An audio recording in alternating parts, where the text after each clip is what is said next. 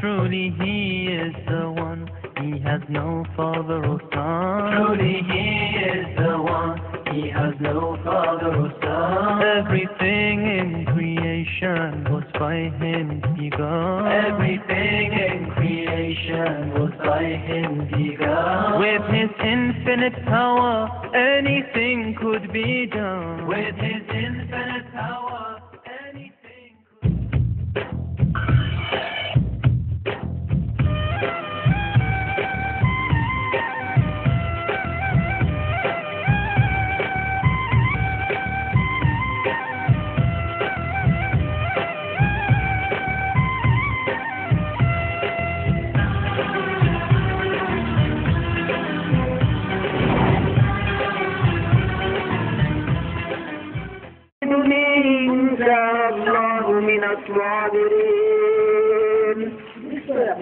আমাকে মধ্যে পাবেন সুবহানাল্লাহ।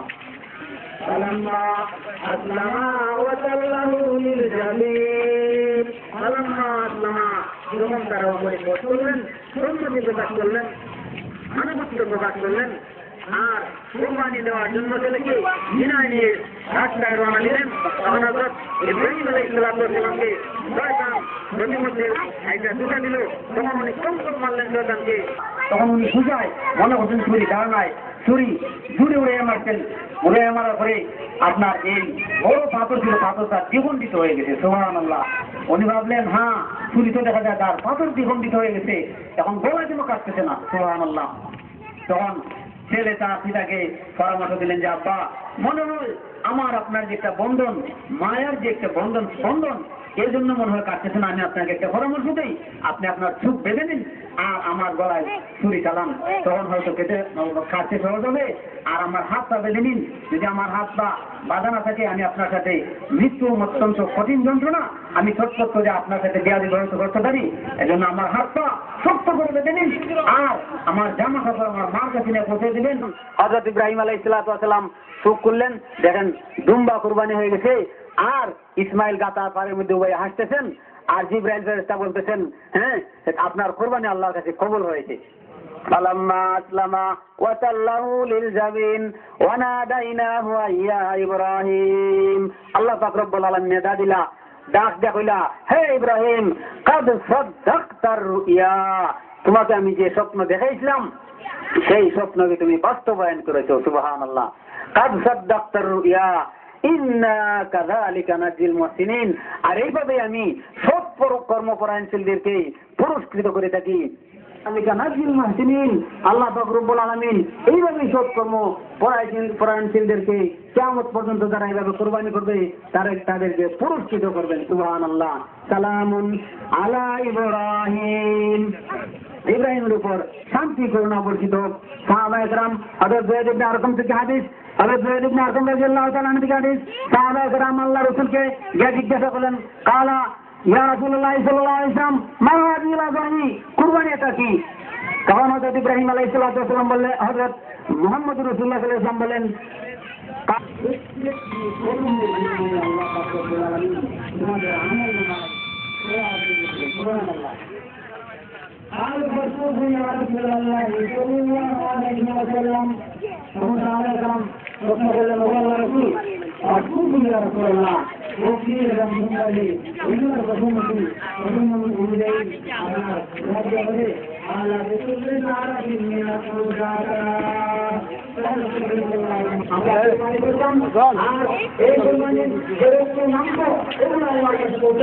আল্লাহ রব্বুল আলামিন বলেন এগুলো রক্ত সুস্থ মাংস, কিছুই আমার কাছে বলছে না, আমার কাছে একমাত্র বলছে তোমাদেরকে তাকওয়া এই তাকওয়া আমাদের কাছে আল্লাহ রব্বুল আলামিন আপনাকে আমাকে তাকওয়ার মাধ্যমে কুরবানি হাসিল করার তৌফিক দান করুন।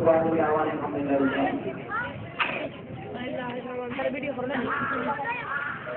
আর ঈদুল আজহার সুন্নতের রহমত কুরবানি সবার পর্যন্ত কুরবানি করুন। আপনার কুরবানি গোশত দিয়ে আপনি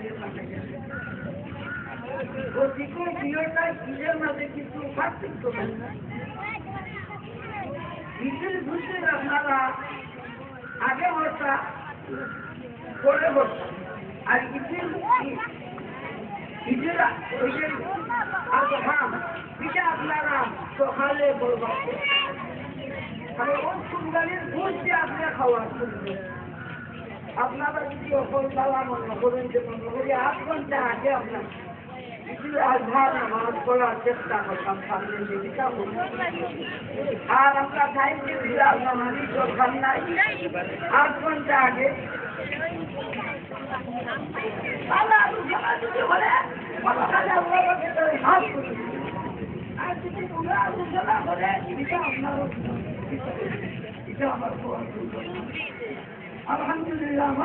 চালু হয়ে আসছে আমাদের মুসলমান জাতির যে ঈদ, এই ঈদ কিন্তু অত্যন্ত গুরুত্বপূর্ণ একটা ঘটনার সাথে জড়িত, যে ঘটনাটা সারা বিশ্ব ইতিহাসে বিরল, সারা বিশ্বের মধ্যে আর কোথাও যার নজির নাই। এই ঘটনার স্মৃতি বিচরণে আজকে আমাদের ঈদ, যে ঘটনা হযরত ইব্রাহিম আলাইহিস সালাম প্রত্যক্ষভাবে সারা দুনিয়ার মানুষকে দেখিয়েছিলেন যে আল্লাহর সন্তুষ্টি কিভাবে অর্জন করা যায়, আল্লাহর হুকুম কিভাবে মানতে হয়, আল্লাহর বিধান কিভাবে মেনে আল্লাহর সন্তুষ্টি অর্জন করা যায়, তার দৃষ্টান্ত কামিয়াব হবো, পরকালেও আমরা কামিয়াব হবো। ঈদের কুরবানির ফজিলত গুরুত্ব আপনারা শুনেছেন, কিন্তু আমরা আজকে এই কুরবানি থেকে কি শিক্ষা নিতে পারি? আমার মনে হয় তবে আল্লাহ বিভিন্নভাবে পরীক্ষা দিয়েছিলেন, সেই পরীক্ষায় অত্যন্ত তার গর্ববলে উত্তীর্ণ হয়েছিলেন। হযরত ইব্রাহিম আলাইহিস সালামকে জ্বলন্ত আগুনের মধ্যে নিক্ষেপ করা হয়েছিল। হযরত ইব্রাহিম আলাইহিস সালামের অত্যন্ত প্রিয় নিজের পরিচয় ইসমাঈল আলাইহিস সালামকে জীবন্তভাবে কুরবানি দেওয়ার জন্য চেষ্টা করা হয়েছিল। এই সমস্ত বিধান, এই সমস্ত হুকুমের মধ্যে হযরত ইব্রাহিম আলাইহিস সালাম বিন্দু মাত্র ত্রুটি বিচ্যুতি করেননি। নবুয়তের আগুনের সামনে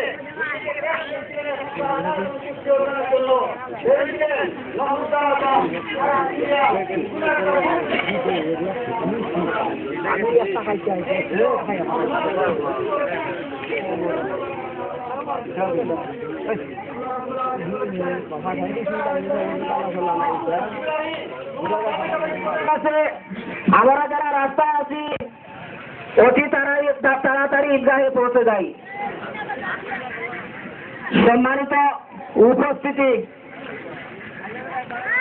আল্লাহ পাক রব্বুল আলামিনের হুকুম কুরবানি, তাই আমরা কুরবানি করব। আল্লাহ পাক রব্বুল আলামিনের হুকুম নামাজ, আমরা নামাজ আদায় করি।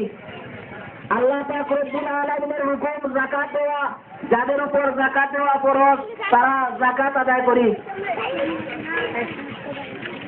যাদের রমজান মাস আসলে আমরা রোজা রাখি একমাত্র আল্লাহ পাক রব্বুল আলামিনের সন্তুষ্টি অর্জন। রুহের জগৎ থেকে আমরা আলমে আরহাম মা বোনের পেটে আসছি, মার পেট থেকে আমরা দুনিয়াতে আসছি, দুনিয়া থেকে আমরা কবরের দিকে রওনা হব। এই কবর থেকে উঠে হাসরের মাঠে, আর হাসরের মাঠ থেকে মানুষ দুই গ্রুপে বিভক্ত হইবা। ময়দান দুনিয়ার মাঠ, এই জন্য আমরা সবাই আমাদের আখিরাতের সম্বল, আমরা আমাদের আখিরাতের পুঁজি যেন অর্জন করতে পারি, আল্লাহ তাআলার সন্তুষ্টি অর্জন করতে পারি।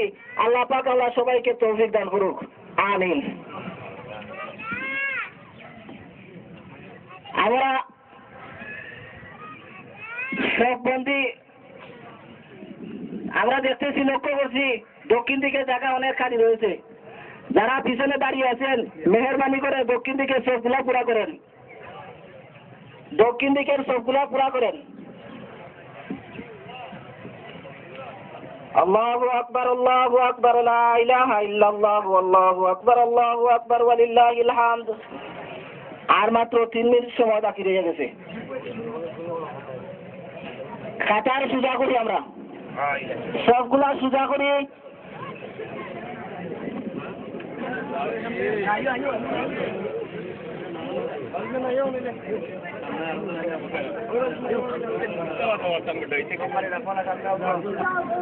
ঈদুল আজহার নামাজ ওয়াজিব, এই জন্য আমরা তো ওয়াজিব নামাজ আদায় করার জন্য ঈদগাহে আইয়া পড়ছি। আর মনে মনে ইচ্ছা পোষণ করা, এইটার নামই নিয়ত। তার আগে আরো 3টা তকবীর করে খেয়াল হতাম, সেই জন্য আমরা এলোমেলো না লাগে আল্লাহ পাক তৌফিক দান করুক। নামাজ শুরু হয়ে যাক।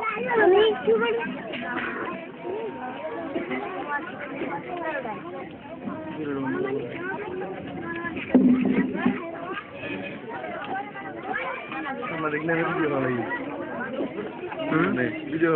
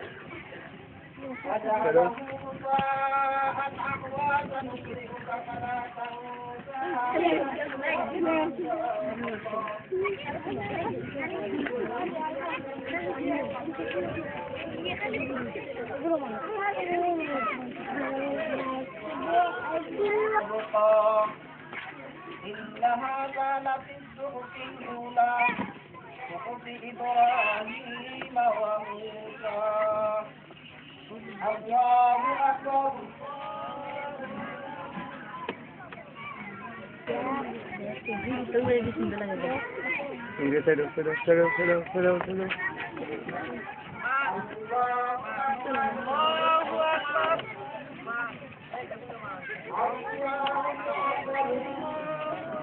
चलो